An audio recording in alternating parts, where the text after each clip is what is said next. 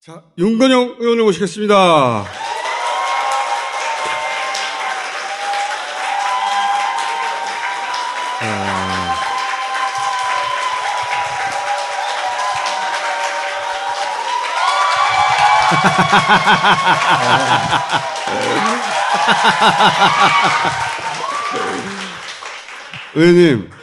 의원님이 특별히 인기가 좋은 게 아닙니다. 아니, 그러니까 제가 이런 환대를 받을 사람이 아니거든요. 자, 오늘 북한 어민 북송 사건은 깔끔하게 마무리를 하려고 윤건영 의원을 모셨습니다. 자료를 준비해 오셨네요. 왜 기순 진정성을 인정하지 못하냐? 두 사람에 대해서 귀순의 진정성을 인정 못한 게 세 가지입니다.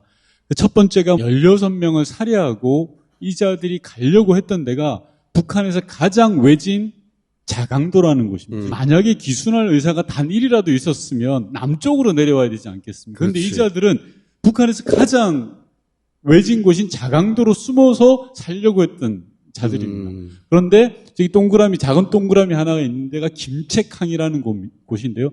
저 항에 가서 오징어를 팔다가 3명 중에 1명이 잡히게 됩니다. 그래서 다시 공해상으로 도망을 나오게 되는 겁니다. 지금 TF 위원장이신 김명주 의원이 그 얘기를 하더라고요. 이 사람들이 제3국으로 도망을 가거나 또는 남쪽으로 밀항할 수도 있다. 그래서 우리 군이 쫓아갔던 것이다. 왜냐하면 살인자들이 남쪽으로 밀항해서 돌아와서 탈북자 커뮤니티에 스며들었다면 안 되는 거 아니냐. 그래서 추적했다는 거예요. 그죠? 네. 요 다음 게 두 번째 건데요. 네.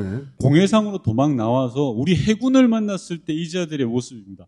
귀순하거나 대한민국으로 올 생각이 있으면 대한민국 해군을 만나면 반가워해야 되잖아요. 살려줄 사람이 나타나는데. 그런데 이 두 사람은 해군을 보고 도망을 갑니다. 3일 동안 통제를 안 받아요. 그러다가 결국 해군 특전단이 공포탄을 쏘면서 체포하는 게 이들의 진정성을 못 믿겠다는 사유 두 번째가 됩니다. 그렇죠. 체포했다는 거죠. 세 번째가 만약에 이자들이 기순을 조금이라도 생각했으면 우리 해군에 의해서 잡혔을 때 어떻게 하겠어요? 아, 나 대한민국이 그리워서 왔습니다. 라고 이야기해야 되는데 이자들이 일성으로 한 말이 야, 우리 웃으면서 죽자. 라는 이야기입니다. 나포에서 동해로 넘어올 때도 기순한다는 말을 단일도 하지 않았습니다. 그러다 보니까 당시 문재인 정부는 기순의 진정성이 없다라고 판단을 한 겁니다. 체포당해서 왔으니 그때야 살려고 그런 말을 했을 수 있지만 애초에 니네가 기순할 생각이 없었잖아 라고 판단한 근거가 세 가지다. 맞습니다. 잘 정리해 오셨네. 다음은 국민의힘은 계속 그래요. 야, 그래도 아무리 살해범이라고 해도 대한민국 법정에 세워서 처벌하는 게 그게 인권이고 정의야라고 이야기를 하는데 그게 안 되는 이유를 제가 세 가지 설명드리는데 첫 번째가 탈북자 숫자가 한 3만 명이 조금 넘는데 살인 사건을 저지르고 탈북한 사람이 있었습니다. 군에서 옆에 보초를 쓰다가 상관을 죽이고 탈북한 사람이에요. 그런데 이 사람이 대한민국 넘어와서 처벌을 받았냐? 처벌받지 않았어요. 왜 그러냐? 증거나 피해자가 모두 북한에 있습니다. 하태경 의원이 피해자의 DNA를 발견하면 되지 않느냐? 그 DNA를 비교 분석할 데이터가 우리한테는 없는 거예요. 북한 주민 데이터가 없잖아, 우리는.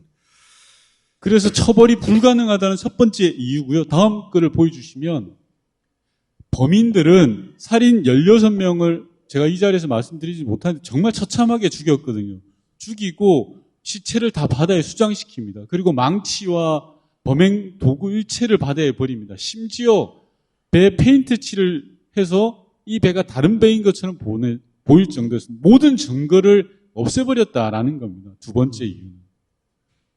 세 번째는 만약에 이자들이 국내 법정에 세웠을 때 자신들의 자백을 번복하면 처벌할 수가 없습니다. 아무런 증거가 없으니까. 네, 우리나라 형법상.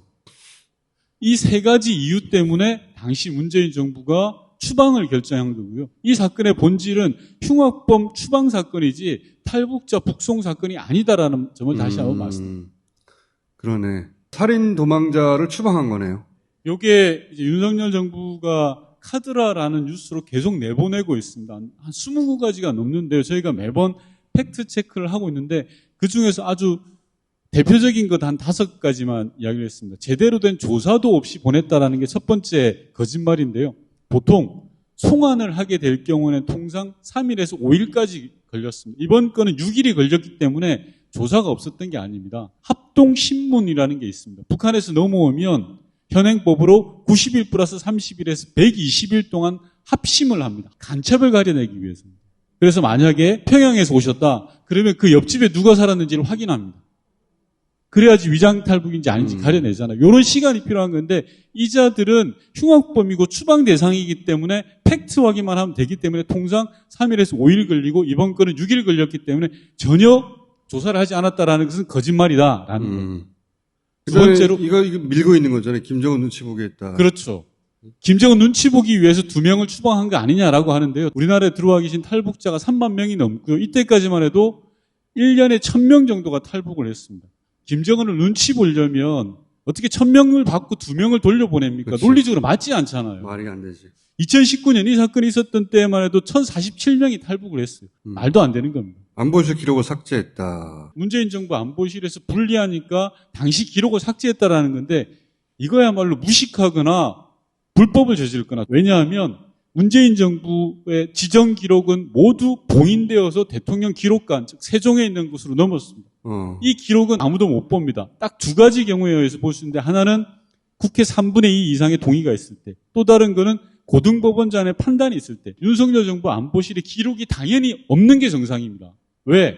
모든 기록은 지정해서 봉인해서 넘기니까요. 그러니까 무식한 소리를 하는 거죠. 만약에 봤다 그러면 불법을 저지른 거고요. 오케이. 무식하거나 불법 둘 중에 하나예요. 자, 요거 최근에 나왔던 거죠. 유엔사가 북송을 거부해서 항의했다. 네, 요게 태영 의원하고 하태경 의원이 자신 있게 물어봤는데 아니다. 유엔사의 승인을 얻었다라는 건데 그 말을 윤석열 정부의 국방부 장관하고 맞습니다. 윤석열 정부의 통일부 장관이 해버렸어요. 북송을 하려면 판문점을 통과해야 되고요. 그 지역 관할권은 유엔사가 있지 않습니까? 네, 그러면 유엔사 승인을 거쳐야 됐던 거 아닙니까? 예, 승인을 거쳐야 들어갈 수 있습니다. 그 유엔사가 당시 승인을 했습니까? 예, 그것은 유엔사가 승인을 한 것으로 제가 확인했습니다. 유엔사가 승인을 했다고요? 네, 그렇습니다. 그러면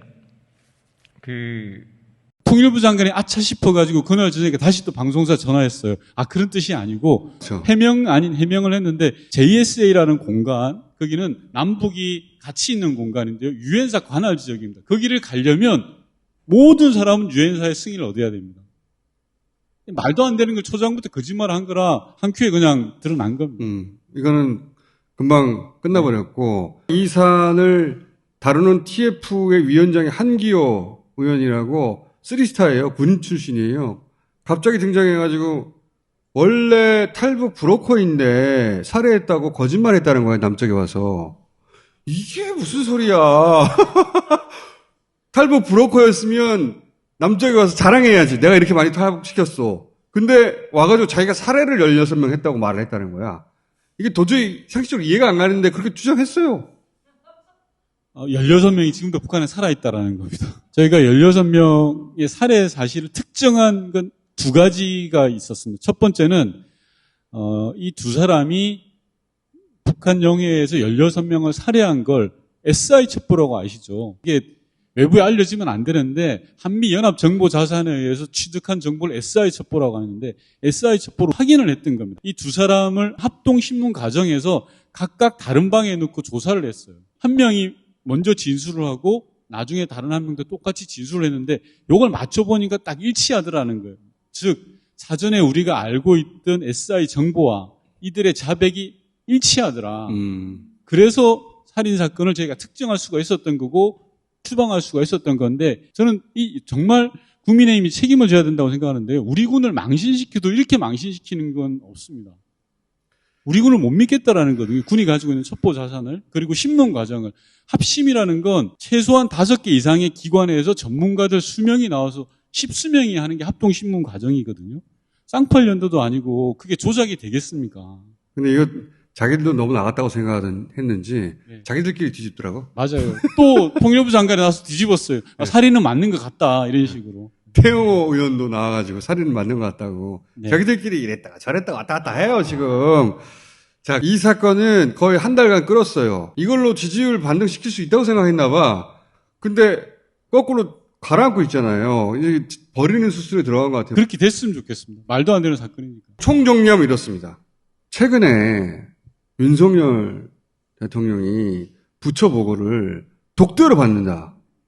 그러면서 PPT 자료도 없이 장관과 독대를 한다 그러는 거야.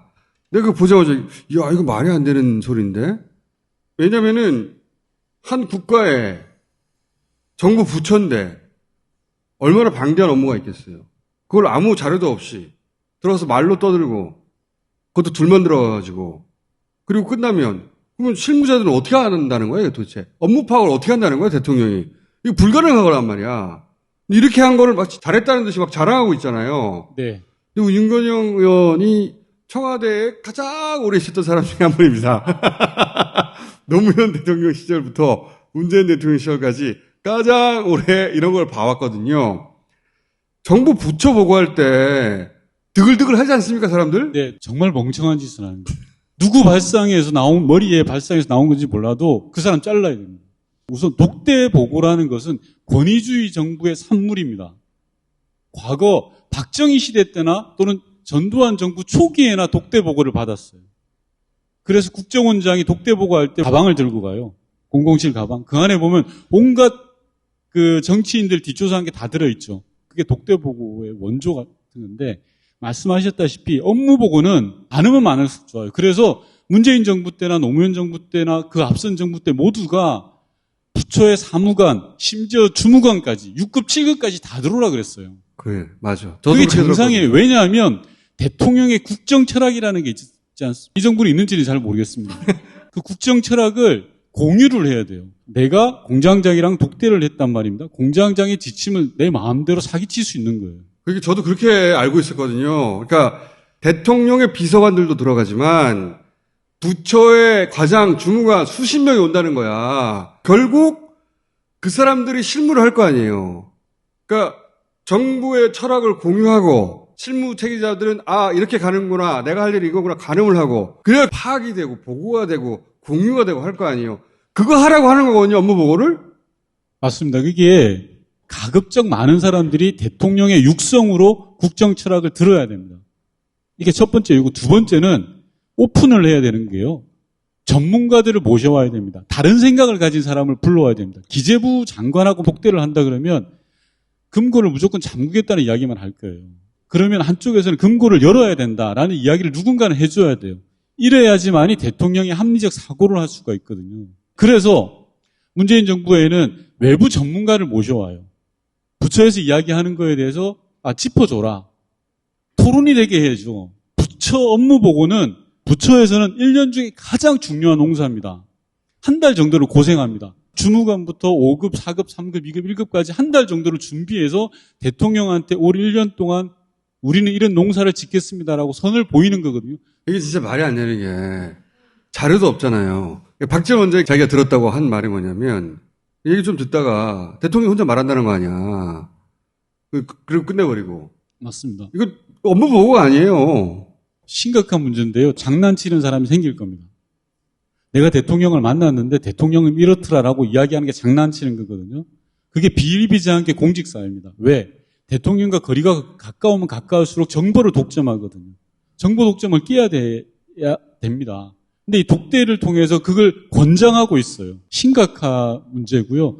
아마 부처 공무원들은 부글부글 할 겁니다. 윤석열 대통령은 검찰 말고는 모르잖아. 이 시간에 배우기도 해야 되거든요.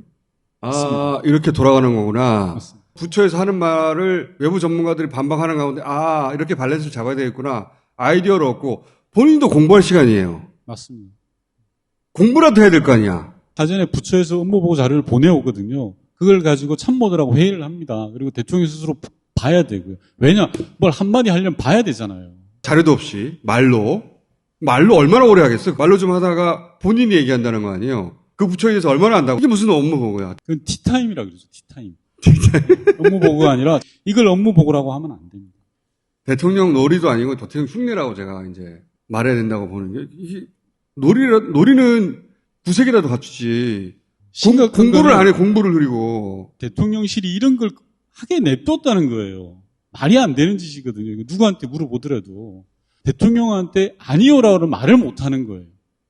정말 심각한 문제는 여기에 있다고 생각해요. 그러니까 대통령이 국정을 파악하지도 못하고 그럼 보고도 사기칠 수 있지. 누군가가 사기쳐도 알 수가 없지. 처음이라서 말했잖아. 그러면 공부라도 해야 될 거 아니야. 그것도 안 해. 그러면 거기 왜 있냐 이거예요 내가. 날 업무 보고 처음에 독대한다는 얘기 나와서 기사가 막 쏟아질 줄 알았거든요. 네. 아무 기사가 없어. 와, 이해가 안 가네 진짜. 이해가 안 가요. 정말 심각한 거거든요. 그리고 나서 추가간다는 거 아니야. 텔레그램 하느라고 바빠서. 아, 청와대에 오래 계신 분으로 네. 대통령의 텔레그램에 대해서는 어떻게 생각하십니까? 정말 생뚱맞았습니다. 대통령은 공용 폰을 씁니다. 보안이 돼 있는 도청이 불가능한 폰을 쓰는데 짜제 폰을 썼나? 되게 궁금한 내용이고요. 그리고 낮 시간이더라고요. 대통령 업무 중에 카톡하고 있었던 거잖아요.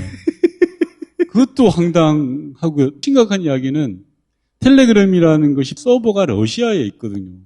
우리나라 대통령이 한마디 한마디가 대단히 중요한데 그걸 러시아의 서버를 둔 텔레그램으로 한다? 이것도 저는 상식적으로 이해가 안 됩니다. 그건 우리가 생각을 못 해봤네. 그래서 대통령은 보안폰만 쓰고. 예. 권성동 대표한테 이야기할 게 있다. 그 부속실을 통해서 전화 연결을 하라 그랬죠. 그렇지. 왜냐하면 대통령의 한마디는 모두가 기록이 돼야 됩니다. 텔레그램으로 날리는 게 그게 기록이 아니잖아요. 왜 부속실을 통하는지 저자들은 그런 이해가 없는 것 같아요. 부속실을 통해서 기록에 남기고 그게 역사가 되는 겁니다. 며칠 모월 모시에 대통령께서 권성동 대표한테 이런 말을 했어라는 게 역사거든요. 텔레그램으로 이준석 잘 날렸어. 이건 역사가 아니잖아요. 역사에 남길 수 없는 일들을 많이 맞습니다. 하고 있다는 거지. 하여튼 보안성 문제는 심각한 것 같습니다. 그러니까. 제가 아는 대통령님들은 안 썼습니다. 거기서 수많은 얘기를 주고받았을 수도 있잖아요. 당연히 볼 수 있겠죠. 와, 이게 골 때리는 거네. 대통령이 여당의 대표나 주요 인사들과 네. 여러 가지 말을 주고받았으면 다 아는 거 아니야, 그냥. 그렇죠. 야, 이거 골 때리네. 최근에 이제 언론에 짚지 않는데, 이거 내 눈에 걸려 하는 대목 없습니까? 기본적으로 관계자가 너무 많아요. 오늘도 언론에 몇 나왔는데요. 정부 고위 관계자. 문재인 대통령의 초대 대변인이 박수현 전 수석이었어요. 다 알잖아요. 지금 윤석열 대통령의 대변인이 누군지 아시는 분 혹시 있습니까? 없어요. 없죠. 이 말은 한 번 뭐냐? 등장했나? 언론에? 이건 뭐냐 그러면 그 내에서 대통령의 생각을 모른다라는 거예요. 야, 나가서 이야기 좀 해. 그러니까 자신이 없으니까 관계자발로 나와요. 그리고 관계자들이 나오는데 그 관계자들끼리 말이 틀려. 맞아요. 네. 이 사람은 이 말 했다가 이 사람 말에 문제되면 몇 시간 있다가 다른 사람이 나타나서 그 말은 그게 아니다라고 고치고 이런 게 지금 한두 번이 아니잖아요. 맞습니다. 오피셜 라인이라는 게 존재하지도 않고. 그래서 보통 언론에서 핵심 관계자 이러면 수석급 이상이에요. 관계자 그럼 비서관급. 이런 룰이 있는데 이번 정부 들어서 그런 게 무너지고 있어요. 누군지도 모르겠어요. 누구지도 모르고 신뢰가 없다 보니까 기자들도 그냥 에이 쓰고 말지 뭐. 그리고 그들이 알고 있는 것도 서로 다르더라고. 맞습니다. 공식 라인도 없고 자기들이 공유도 안 하나 봐 제대로. 그렇다고 봐야죠. 네. 그러니까 말이 틀리죠. 예. 사적 채용할 때 자기들은 실제 몰라서 모른다고 그러는 답변도 있는 것 같아요 보니까. 맞아요. 예. 그런 경우는 보통 대통령이나 누군가 힘 있는 사람을 꽂았다는 얘기잖아요. 맞아요. 그래서 대통령 생각을 아는 사람들이 많아야 되고 그래서 독대복을 하면 안 되는 겁니다. 제가 볼 때는 시스템적으로 큰 문제가 있다고 생각하는데 대통령실에서는 일종의 레드팀이라는 게 있어야 됩니다. 아니요라고 이야기할 수 있는. 지금 윤석열 대통령실은 그게 없는 것 같아요. 역대 대통령들께서는 예를 들어서 노무현 정부 때는 인사에 호남 출신 정치한용을 내세웠으면 민정은 부산 출신 문재인을 내세우는 거예요. 반드시 필요하거든요. 그런데 지금은 대통령실에 오로지 검사밖에 없어요. 견제가 안 되고 제어가 안 되고 스크린이 안 될 겁니다. 서로도 자기의 정보를 서로 공유하지 싸우고요. 않는 것 같고. 네. 서로 영역 다툼하고. 공유하지 않는 이유 중에 하나는 경쟁이기도 하지만 그것이 정당하지 않거나 수사는 기밀성이 중요하다고 하잖아. 검사의 마인드로 일을 처리하는 것 같아. 누가 뭘 한지도 모르는 것 같고 서로 모르니까 견제할 수도 없고 대통령한테 안 된다고 말할 수도 없고 그렇다고 대통령이 그럼 모든 상을 다 장악하고 있는 것 같지도 않고 어떻게 돌아가는지 모르겠어 이게 내가 도대체. 엉망진창이에요. 맞습니다. 오래 계셨던 분 딱 보면 보이잖아요. 네. 중심이 안 보여요, 중심이. 1호기에 민간인 태운 거는요, 그런 거를 모를 리가 없습니다. 대통령실 내에서는. 왜냐하면 눈이 수백 개가 있잖아요. 분명히 알고 있었을 거고 사전에 경고도 했을 텐데 중심축이 없다 보니까 그걸 아무도 이야기도 못하고 제어가 안 되는 거예요. 대통령 비서실장 한 번 등장했잖아요, 한 번. 대통령 비서실장이 누군지 또 몰라요. 대변인 누군지 모르겠어. 그리고 대통령 본인이 아침마다 한마디씩 하고. 이게 뭐야, 이게. 처음에는 놀이라고 했는데, 야, 놀이에도 미치지 못하는 것 같다. 놀이도 세련되게 잘하면 인스타에 많이 올릴 수 있어.